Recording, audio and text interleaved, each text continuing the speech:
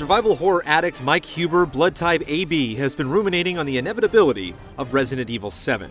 Resident Evil has a long and storied history that spans nearly 2 decades, which can be both a blessing and a curse.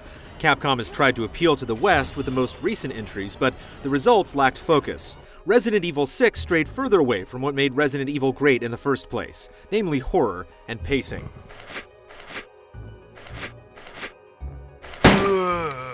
Many believe Resident Evil 4 is the best entry in the franchise, but it undoubtedly marks the beginning of the end for fans of the original trilogy.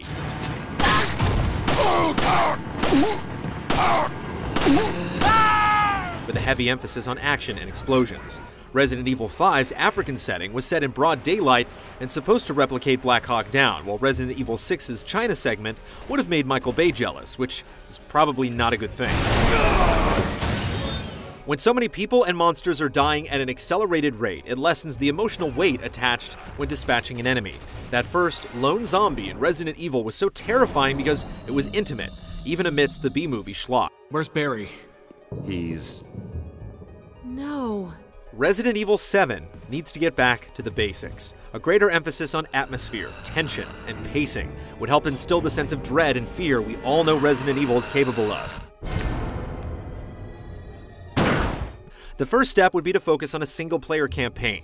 It's much harder to be scared when you have a buddy watching your back, talking your ear off over the headset. Just give me a minute. We want to be exploring through the unknown alone, with nothing but the sounds of shambling teasing danger around every corner. Capcom doesn't have to abandon co-op altogether. Instead, make it a side campaign, with new separate characters from the main storyline, as not to encroach. We don't have any contingency plans for this situation, do we? Fixed cameras may be a thing of the past, but they are what this franchise was founded upon. It would be incredible to have a section of the game that brought them back, even if it was for a brief moment.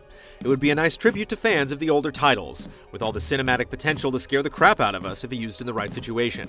Maybe when we stumble upon an old mansion, or a police station perhaps. What better way is there to keep fans happy than to bring back a long-dormant character? We're looking at you, Barry Burton. Jill, go and investigate. Leon and Chris have been used to death. Barry is a fan favorite, but has been largely absent. His trusty Python only holds 6 rounds, a perfect fit for a game that should be about having to manage your ammunition. The game could serve as a prequel and sequel to the existing timeline, utilizing flashbacks to show where Barry has been all this time. And it would be a way to bring back the iconic series antagonist Albert Wesker, who was severely missed in Resident Evil 6. Who the hell is this Simmons character anyway? Simmons? 801. Despite the series going down an action-oriented path, the quality hasn't diminished, with the exception of Resident Evil 6. Resident Evil Revelations was released that same year to a warm response because it scaled down the action and focused more on horror. There is still hope for diehards because apparently Capcom is listening. Former marketing boss Michael Pattison was quoted saying, "You'll find where we go next will likely be more targeted at our core fanbase." I would expect you to be happier to see us.